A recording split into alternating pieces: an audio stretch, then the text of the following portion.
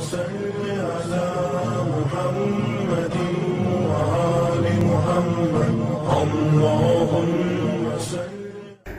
اللہ الرحمن الرحیم۔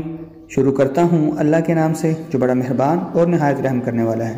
معزز ناظرین، میرا نام عدنان ہے اور اپنے یوٹیوب چینل پر آپ کو خوش آمدید کہتا ہوں۔ ناظرین، ہم بہت سے اچھے اعمال کرتے ہیں لیکن ہم ان کی حفاظت نہیں کرتے۔ ہم ایسے کام کر جاتے ہیں جو ان اعمال کو برباد کرنے کا سبب بنتے ہیں۔ ہم بہت محنت کرتے ہیں، ہم اللہ کو راضی کرنے کے لیے اس کا حکم مانتے ہیں، ہم نماز پڑھتے ہیں، روزہ رکھتے ہیں، حج کرتے ہیں اور صدقہ خیرات دیتے ہیں۔ ہم بہت سارے نیک اعمال کرتے ہیں، اس لیے ان سب کو برباد کرنے کا کوئی مطلب نہیں بنتا۔ ہمیں چاہیے کہ ہم انہیں برباد ہونے سے بچائیں، کیونکہ یہی ہمارا قیمتی سرمایہ ہے جو قبر میں اور حشر میں ہمارے کام آئے گا۔ یہ نیک اعمال ہی ہوں گے جو مرنے کے بعد ہمارے کام آئیں گے، ورنہ آنکھ بند ہونے کی دیر ہے، ہر چیز کا ساتھ چھوڑ جائے گا۔ یہ پیسہ، دولت، عزت، شہرت، عزیز رشتہ دار، دوست، احباب، ہر چیز اسی دنیا میں رہ جائے گی۔ تو ان 5 گناہوں سے بچیں تاکہ آپ کے نیک اعمال آپ کے لیے محفوظ کر دیے جائیں، ورنہ کہیں ایسا نہ ہو کہ قیامت والے دن آپ کے سامنے آپ کے اعمال کو ہوا میں اڑا دیا جائے اور دنیا میں اللہ کو راضی کرنے کے لیے کی گئی آپ کی ساری محنت برباد ہو جائے۔ اس لیے نیک اعمال کرنا بہت ضروری ہے، لیکن ان اعمال کو حفاظت کرنا اس سے بھی زیادہ ضروری ہے۔ تو آئیے دیکھتے ہیں کہ وہ کون سے برے اعمال ہیں جو ہمارے تمام نیک اعمال کو برباد کر سکتے ہیں۔ پہلا اور سب سے بڑا گناہ شرک ہے، یعنی اللہ تعالیٰ کے ساتھ غیر اللہ کو شریک ٹھہرانا۔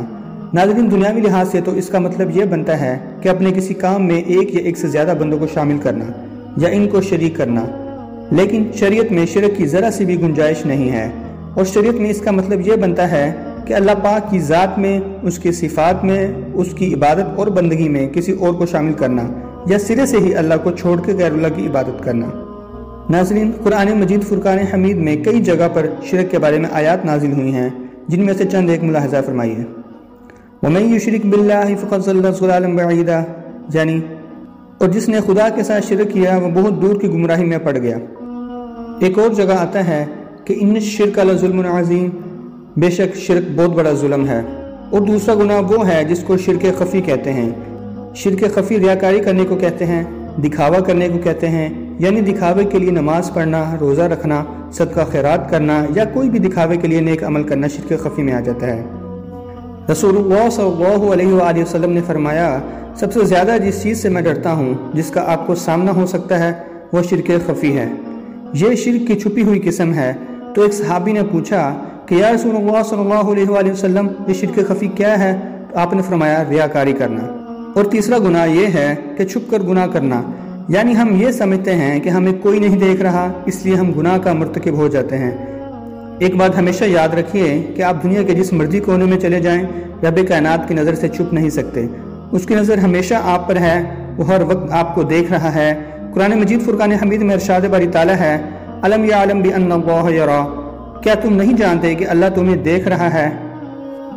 ثوبان رضی اللہ تعالیٰ عنہ سے روایت ہے کہ رسول اللہ صلی اللہ علیہ وآلہ وسلم صحابہ کے ساتھ بیٹھے ہوئے تھے اور فرمایا کہ میں ایسے لوگوں کو جانتا ہوں جو قیامت کے دن تہامہ پہاڑ جیسی بڑی نیکیوں کے ساتھ آئیں گے اور اللہ تعالیٰ انہیں بکھری ہوئی خاک بنا دے گا۔ ثوبان رضی اللہ تعالیٰ عنہ نے کانپنا شروع کر دیا، یا رسول اللہ، ہمیں بتائیے کہ یہ کون لوگ ہیں، ہم ان میں شامل نہیں ہونا چاہتے۔ آپ صلی اللہ علیہ وسلم نے فرمایا کہ یہ تمہارے بھائی ہوں گے جو رات کو عبادت کرتے ہیں، لیکن جب وہ اکیلے ہوتے ہیں تو اللہ کی مقدس حدود سے تجاوز کرتے ہیں۔ چوتھا گناہ یہ کہ شریعت کے کسی بھی اصول سے نفرت کرنا۔ اللہ سبحانہ و تعالیٰ فرماتے ہیں، کَرِہُوا مَا أَنزَلَ اللَّهُ فَأَحْبَطَ أَعْمَالَهُمْ، انہوں نے اس چیز سے نفرت کی جو خدا نے نازل کی، اس لیے اس نے ان کے اعمال کو ناکام بنا دیا۔ پانچواں گناہ یہ کہ جادوگر یا قسمت کا حال بتانے والوں کے پاس جانا۔ آپ صلی اللہ علیہ وآلہ وسلم فرماتے ہیں کہ جو کوئی بھی جادوگر یا قسمت کا حال بتانے والوں کے پاس جاتا ہے تو 40 دن تک اس کی کوئی نماز قبول نہیں ہوتی، اور اگر وہ جادوگر یا قسمت کا حال بتانے والوں کی بات پر یقین کر لیتے ہیں تو کیا ہوتا ہے؟ کفر بما انزل علی محمد، یعنی محمد صلی اللہ علیہ وآلہ وسلم پر جو کچھ نازل کیا گیا اس کا اس نے انکار کیا۔ یہ اتنی سخت وعید اس لیے ہے کہ اس میں غیب جاننے کی صفت کو اللہ کے علاوہ کسی اور کے ساتھ جوڑا جاتا ہے۔ ناظرین، جیسے کہ میں آپ کو شرک کی ڈیفینیشن میں پہلے ہی بتا چکا ہوں کہ اللہ کی ذات میں اور اس کی صفات میں کسی کو شریک ٹھہرانا شرک میں آتا ہے۔ اللہ اپنی ذات میں اور صفات میں اکیلا اور تنہا ہے، اس جیسا پوری کائنات میں کوئی نہیں ہے۔ ناظرین، حدیث مبارکہ میں آتا ہے کہ مشرکین نے آپ صلی اللہ علیہ وآلہ وسلم سے بطور مذاق پوچھا کہ آپ جس رب کی طرف ہمیں بلاتے ہیں اور جس رب کی طرف ہمیں دعوت دیتے ہیں، ذرا اس کا نسب تو بیان کریں۔ تو اس سوال کا جواب رب العالمین نے خود دیا، جس کے نتیجے میں سورہ اخلاص آپ صلی اللہ علیہ وسلم پر نازل کی۔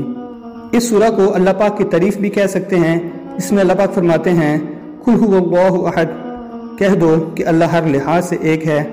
اللہ الصمد، اللہ بے نیاز ہے، یعنی اللہ ہی ایسا ہے کہ سب اس کے محتاج ہیں، وہ کسی کا محتاج نہیں۔ لم یلد ولم یولد، نہ اس نے کسی کو جنا اور نہ کسی نے اس کو جنا، یعنی نہ اس کی کوئی اولاد ہے اور نہ وہ کسی کی اولاد ہے۔ ولم یکن لہ کفوا احد، اور اس کے جوڑ کا کوئی نہیں، یعنی اس کی ذات میں، اس کی صفات میں اور اس کے افعال میں کوئی اس جیسا نہیں ہے۔ تو ناظرین، یہ 5 گناہ ہیں جس سے ہمیں ہر صورت بچنا ہے، لیکن پھر بھی اگر گناہ ہو جائے تو اللہ سے معافی مانگیں اور صدقے دل سے توبہ کریں، اللہ معاف کرنے والا ہے۔ اس کے ساتھ ہی ہماری آج کی ویڈیو کا اختتام ہوتا ہے۔